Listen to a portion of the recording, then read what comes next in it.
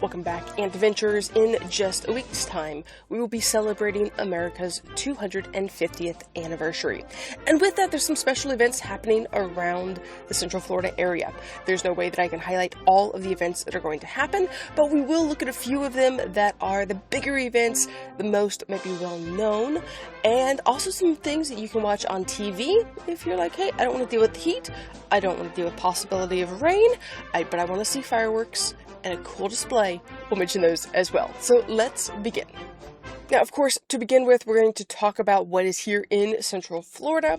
Of course, the theme parks. So SeaWorld Orlando is doing special fireworks for July 4th. My understanding is it is only a one-day, special fireworks presentation, but they are doing that on July 4th. I have not specifically heard if Universal Studios is doing anything or if Legoland is doing anything, but Disney, of course, is. In addition to doing some things in the park, you can, of course, go to the American Pavilion and get that feel of Americana. You can also go through the Hall of Presidents to get a reminder of all those people who have had a part in America's history. So definitely, if you're at Disney, those are things you should check out. They're also doing a 24-hour special presentation to celebrate America 250. So you can watch that on TV or possibly the Disney Plus channel. I'm not quite sure on that, but if you're interested, make sure to look into that. In smaller theme parks, the Kennedy Space Center is doing some special events to celebrate America's 250th birthday. To start with, they are doing what is called 250 Space Dreams, and this will be from July 1st through August 2nd. And so for the entire month, they're giving away 250 Space Dreams to lucky guest. Each day, someone random will be selected to be a recipient of NASA gear, seats on the next special interest bus tour, a complimentary reservation for your party at Chat with an Astronaut, and more. Plus, each week there will be some fun grand prizes to award, like signed astronaut souvenirs, a Build-A-Bear workshop, pretty cool, and $250 to spend in the space shop. So they will be picked at random throughout the day at the park. So if you're wanting a chance to win one of those prizes, maybe visit between July 1st and August 2nd. They're also celebrating, in addition to the 250th, the 60th anniversary of the Kennedy Space Center bus tour. There's going to be some special things happening with that. July 3rd through 5th, there's the All-American Block Party. Telling you a little bit more about that. It's included with admission. It's going to happen daily from 1 to 4. There's going to be hula hoop contest, family activities on the bottom floor of the Space Shuttle Atlantis, and the Pink Team robotic demonstrations also on the bottom floor of Space Shuttle Atlantis. And that's all included with your admission, of course, so make sure to check that out. Now, there's a couple other things. Let me see what they are. There's going to be the All-American Drone Show. That's going to happen only one night, it appears, and that will be on July 11th, so the weekend after July 4th. So if you're interested, make sure to check that out. They're also doing Artemis, a celebration of exploration, the American Aviation Weekend. Just a lot going on at the Kennedy Space Center to kind of celebrate summer and America's 250th, so make sure you check that out. Now, other events and things you should check out.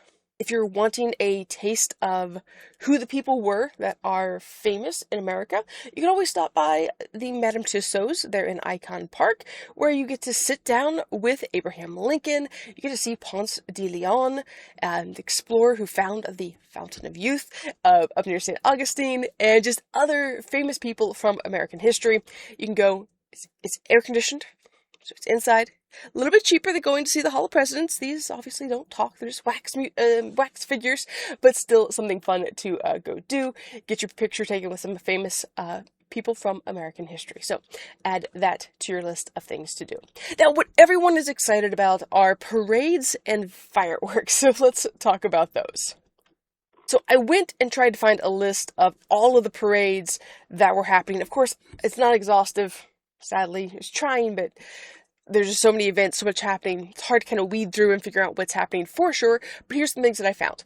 The city of Winter Garden is hosting the popular All-American Kids Parade in downtown Winter Garden on the morning of July 4th. Tavares, the city's annual July 4th celebration, begins with a parade through downtown before evening festivities and fireworks over Lake Dora. Avalon Park, which is in East Orlando, is featuring a community bike parade around Avalon Lake. And then let me see what else. City of Titusville is holding the America 250.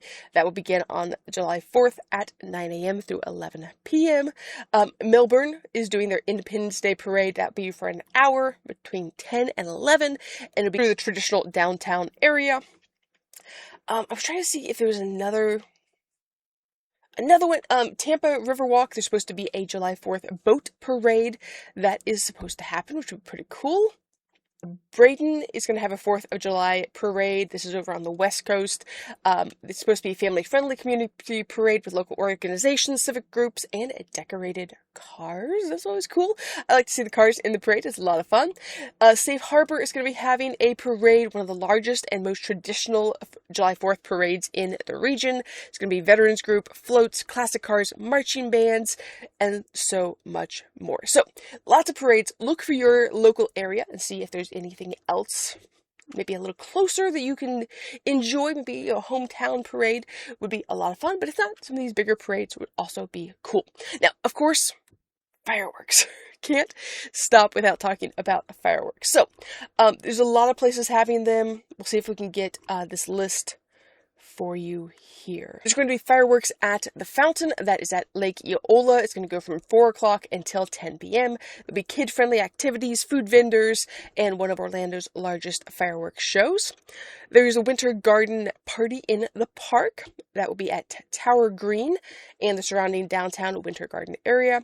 Activities begin at 6 p.m. Of course, live entertainment, food vendors, and fireworks, unless it rains. Hopefully it doesn't rain. There is Winter Park's 31st annual 4th of July celebration that will run from 6 until 9 p.m. There'll be a patriotic concert.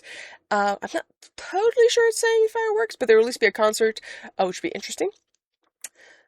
There is, of course, the America 250 celebration and drone show in Cocoa Beach. Now, this is interesting. It is not going to be, unless this is misprinted, it will not be on the 4th. It's actually going to be on July 3rd from 5 until 10 p.m. We'll double check on that and see if that is accurate. But it's going to be in Centennial Square, drone show instead of fireworks, food, entertainment, earlier evening schedule for the kiddos. There's, of course, Star Spangled Sanford, which will be on July 4th. There's a kids zone, riverwalk setting, food vendors, fireworks, family activities throughout the day. That's going to be for Seminole County. There's going to be the Baldwin Park Independence Day Bash, lakeside fireworks, live entertainment, all that. There's going to be Red, Hot, and Boom on July 3rd. I forget where this is at. This is in Altamont Springs. It'll be live music, massive fireworks show, festival atmosphere. Disney celebrates America, of course. They'll have nightly fireworks, patriotic entertainment, all of those things. So that will be exciting. So lots of places doing fireworks. Again, maybe look in your local area and see if there's something maybe a little bit closer that you don't have to go so far to be able to enjoy. But on that fact, if you don't want to leave your house, it's like, hey, it's going to be hot. It is going to be a long day. I don't want to leave my house, but I want to enjoy fireworks. I've got a couple options for you. So there is going to be the Macy's 4th of July fireworks. So this is usually the biggest and most visually spectacular TV broadcast in America. And it's going to be 85,000 fireworks shells with 6 barges, a new laser show from the Brooklyn Bridge. There's going to be musical performances that happen along with that. And it's going to be live on NBC from 8 until 10 p.m. So that would be pretty interesting to see.